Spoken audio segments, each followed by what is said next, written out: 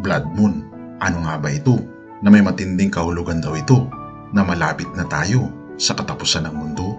Halika, talakayin natin ang blood moon at atin ding pag-usapan ang iba't ibang klase ng moon events dito sa ating mundo, na mga senyalis daw na may matinding pangyayari sa ating mundo, at atin ding pag-usapan ang kamakailan lang na blood moon na nangyari. Halika kaibigan, pag-usapan natin.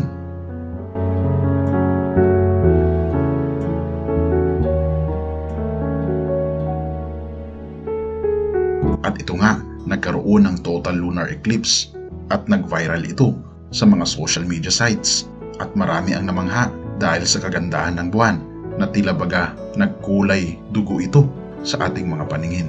Nakakamangha at very rare na nangyayari ang bagay na ito. Pero ating pag-usapan at alamin ano nga ba ang ilang mga rare moon events. Unahin natin ang tinatawag na supermoon. Ang isang supermoon ay nangyayari kapag ang orbit ng buwan ay pinakamalapit o perigee sa Earth sa parehong oras. Ang farthest point sa ellipse ay tinatawag na apogee at halos 253,000 miles o 405,500 kilometers ang layo nito mula sa Earth's average. Ang closest point naman ay perigee na ang average distance nito ay humigit kumulang 226,000 miles o 363,300 kilometers mula naman ito sa Earth. Kapag lumilitaw ang full moon sa perigee, mas maliwanag at mas malaki ito kaysa sa isang regular na full moon. Kaya dito nakuha ang salitang supermoon. Ang sumunod naman ay ang pink moon. Ang pink moon ay isang uri ng full moon na nangyayari lamang tuwing April at pinangalanan sa isang halaman na tinawag ng wild ground phlox na namumulaklak tuwing early spring, at nakikita lamang ito sa buong Estados Unidos at Canada. Ngunit hindi talaga ito mukhang pink. Nagpapahiwatig lang ito ng signal optimism at goals coming to fruition na pinaniniwalaan ng mga Amerikano. Strawberry moon. Ang strawberry moon ay tumutukoy sa kabilugan ng buwan ng Hunyo. Ito ay dahil ang posisyon ng buwan ay mas maliwanag ng higit sa atmosphere. Ang strawberry moon ay ipinangalan ng mga Amerikano dahil kasabay nito ang pag-harvest ng strawberries. Sinasabing sumisimbolo raw ito sa good fortune, optimism at generosity. Ayon na rin sa kanila. Blue moon. Panigurado, naririnig mo na ang phrase na once in a blue moon. Ngunit ang blue moon ay hindi talaga kasing rare kagaya ng iniisip nyo. Ang blue moon ay hindi blue. Ito ay tumutukoy sa timing. Traditionally, ang kahulugan daw nito ay third full moon sa astronomical season. Harvest moon. Ang harvest moon ay isang uri ng full moon na pinakamalapit sa autumnal equinox, kapag ang moon's orbit ay nauugnay sa Earth's horizon sa pinakamababang anggulo. Nangangahulugan daw ito na sumisikat ito sa parehong oras sa araw at gabi, at pinaniniwalaan nila na ang harvest moon daw ay nagpapahiwatig ng spiritual growth. Micromoon. Ang isang micromoon ay nangyayari kapag ang kabilugan ng buwan ay sumasabay sa apogee, ang point kung saan mas malayo ang orbit ng moon sa ating Earth. Dahil sa layo nito, approximately 14% na mas maliit ito kaysa sa supermoon, at hindi ito gaanong makikita dahil 30% visible lamang ito kumpara sa buong larawan ng moon. Super flower blood moon. Ang super flower blood moon ay isang supermoon na sinamahan ng kabuuang lunar eclipse. Ang pangalan ng blood moon ay nagmula sa phase of the moon na magiging pula habang dumadaan ito sa anino ng Earth, habang ang flower moon ay tumutukoy sa timing, at ang super naman ay nagmula sa buwan na mukhang mas malaki at mas maliwanag ito. Ang moon na ito ay madalas pinaniniwalaan nilang may simbolo daw ng rebirth, na ayon sa mga scientifico, ring of fire solar eclipse. Ang ring of fire solar eclipse ay parehong involve ang sun at ang buwan. Ito ay nangyayari kapag ang buwan ay napakalayo sa Earth sa elliptical orbit nito, katulad na nangyayari kapag mayroong total solar eclipse. Ngunit makikita lamang ito sa bandang Antarctica, South Africa at South Atlantic.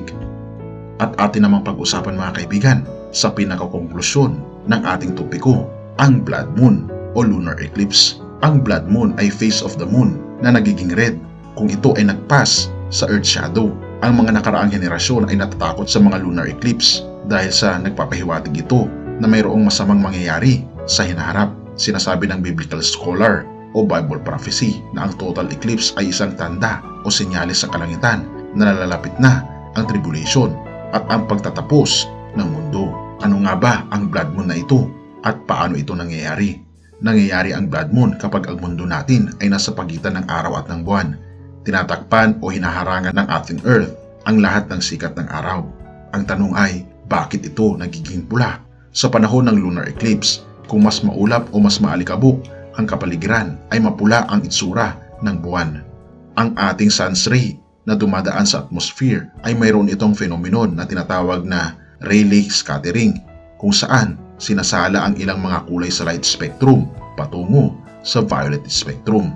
Ito ang dahilan kung bakit makulay ang araw kapag ito ay palubog na o sunset. Pero ano nga ba ang ibig sabihin nito? At kung may epekto ba ito sa panahon natin ngayon? Yan ang ating aalamin. Ayon din sa pag-aaral ng mga theologians at scholars, naniniwala silang maaari nilang makita ang mga pahiwatig ng Diyos sa pamagitan ng pagtingala sa langit at sa buong kasaysayan ng ating mundo. Kapag mayroong blood moon ay maraming mga bagay na nangyayari sa ating mundo. At alam nyo ba, mayroong mga nagaganap na hindi magaganda sa bansang Israel sa tuwing nagkakaroon ng blood moon? Katulad na lamang itong aking papakita na noong 1492, nagkaroon ng expulsion ang mga Hudyo sa Spain at sinundan ito ng digmaan para sa kalayaan. Noong 1948, ang Israel's independence at sa 1948 din sumiklab ang Arab-Israeli War na blood moon sa panahong iyan. Nagkaroon din ng 6 Days War noong 1967 pero bago yan ay nagkaroon muna ng blood moon. Ito ay digmaan laban sa Arab State, Egypt, Syria at Jordan at nagkaroon ng reunification ng Jerusalem noong 1967 pero bago nangyari yan ay nagkaroon ng blood moon. Ito rin ang unang pagkakataon sa loob ng 2,000 years na ang Jerusalem ay naging capital ng Jewish state pero bago nangyari yan ay nagkaroon ng blood moon. At ating matatandaan, nakasaad sa Biblia ang mga senyales o sign patungkol sa ikalawang pagparito ng ating Panginoon na sinasabi dito sa Acts 2 verse 20, "The sun shall be turned to darkness and the moon to blood before the day of the Lord comes, the great and magnificent day." Gayon din sinasabi sa Joel 2 verse 31, "The sun shall be turned to darkness and the moon to blood before the great and awesome day of the Lord comes." Gayon din sa Revelation 6 verse 12 to 14, "When you opened the sixth seal, I looked and behold, there was a great earthquake, and the sun became black as sackcloth, the full moon became like blood, and the stars of the sky fell to the earth, as the fig tree sheds its winter fruit when shaken by a gale. The sky vanished like a scroll that is being rolled up, and every mountain and island was removed from its place." Ang blood moon ay isa lamang sa napakaraming palatandaan ng ating Panginoon na malapit na siyang dumating at wawakasan niya na ang ating paghihirap sa mundong ito. Pinaniniwalaan din ito ng mga Hudyo na ang blood moon ay magdudulot ng hindi magandang pangyayari sa hinaharap. Naniniwala silang may mangyayari sa hinaharap na matindi na tunay ngang ipinapangamba nila. Katulad na lamang ng mga nangyayari at nararanasan natin ngayon sa ating mundo. Ang kaliwat kanang digmaan, rocket attack sa iba't ibang bansa, famine, political conflicts, natural disasters, at mga dilubyo, katulad na lamang ng mga lindol, tsunami, at matinding pagbaha. Ito ang mga patunay na maaring kahindik-hindik ang magaganap sa mundo sa mga susunod na araw, buwan, o taon. Isa pa sa nakakagulat dahil ang bansang US na may malaking role sa propesiya ng Biblia ay naganap ang blood moon habang eleksyon sa bansang US. Sinasabi din na ito ang kauna-unahang eleksyon na naganap kasabay ng blood moon event sa kasaysayan ng United States. Marami ang mga haka-haka na maaring related ang blood moon sa mga ganap na eleksyon sa United States at magkakaroon daw ito ng isang malaking impact sa ating hinaharap dahil maaring magkakaroon ng mga malalaking pandaigdigang digmaan na hudyat ng United States. Maraming natatakot dahil sa maaring magaganap pagkatapos ng blood moon event sa kadahilanang hindi nila alam kung ano ang pwedeng mangyari. Walang nakakaalam kung anong susunod na mangyayari sa ating hinaharap, maging ang ikalawang pagparito ng ating Panginoong Hesus. Tanging ang Diyos lamang ang nakakaalam ng mga ito. Kaya naman tayo ay maging handa, maging mapagmatsyag at palalimin natin ang ating pananampalataya sa ating Panginoong Hesus. Lucas 21 verse 25 to 28. Ang pagbabalik ni Hesus sa mundo. May mga palatandaang makikita sa araw sa buwan at sa mga bituin. Mababagabag ang mga bansa at hindi nila malalaman kung ano ang gagawin nila dahil sa malalakas na ugong ng mga alon sa dagat. Hihimatayin sa takot ang mga tao dahil sa mga mangyayari sa mundo, dahil mayayanig at mawawala sa kani-kanilang landas ang mga bagay sa kalawakan. At makikita nila ako na anak ng tao na dumarating mula sa ulap, na taglay ang kapangyarihan at kalwalhatian. Kapag nagsimula ng mangyari ang mga bagay na ito, umasa kayo at maghintay dahil malapit na ang pagliligtas sa inyo.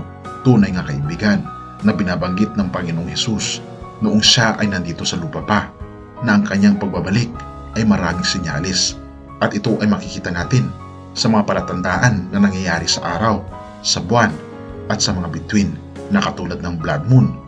Ay tunay nga mga kaibigan na malapit nang dumating ang ating Panginoong Hesus at hindi na magiging ligtas ang ating mundo, dahil ang ating mundo ay punong-puno ng kahirapan, punong-puno ng trahedya at punong-puno ng bigati na dulot ng kasalanan.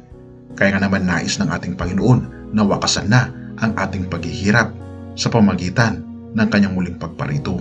Kaya nga naman mga kaibigan, tayo ay maging handa sa pamamagitan ng pagpapasakop natin sa ating Panginoong Hesus at tanggapin natin siya bilang ating tagapagligtas, dahil siya lang ang ating pag-asa.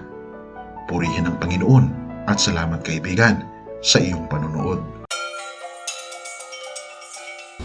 Bago natin ipagpatuloy kaibigan, siya nga pala ang Great Controversy, na isa sa mga pinaka-kontrobersyal na libro dahil tumutukoy ito sa mga propesiya sa libro ng Daniel at Revelation na nagaganap na sa panahon natin ngayon, bago ang pagdating ng ating Panginoong Diyos ay pinamimigay na namin ng libre sa pamamagitan ng PDF.